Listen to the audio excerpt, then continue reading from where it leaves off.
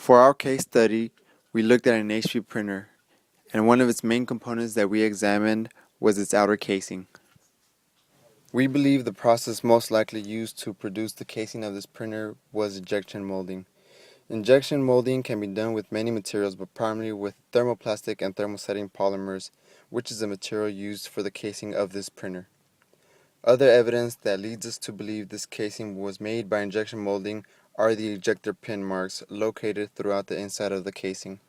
The marks are signals of ejector pins used to apply force to eject the parts from the mold. Also, the casing has fairly complex shapes, which is more feasible by injection molding, whereas other processes require parts to be of more simple shapes. Another method that could have been used to make this casing is thermoforming. However, thermoforming is costlier and preferred for bigger sheets of plastic, while injection molding has a low operation and maintenance cost for large quantities of parts and a higher production rate. Another key component we looked at was the carriage tray. Because of the uniform thickness, this piece was most likely formed using a sheet metal process.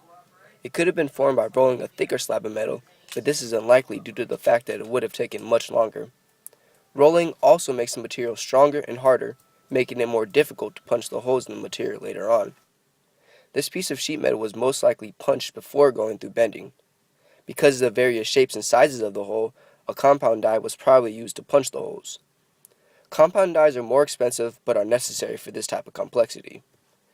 After punching, the sheet metal went through a series of bends and flanging to fold the sides.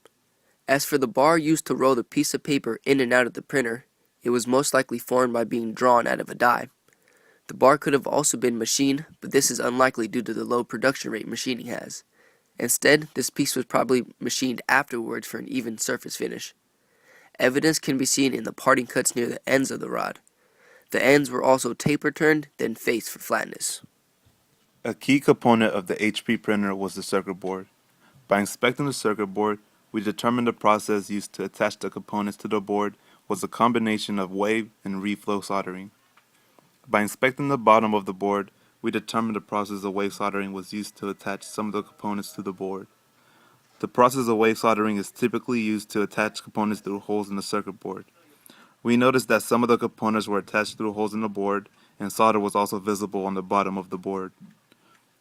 The process of reflow soldering is typically used to mount components to the surface of the circuit board.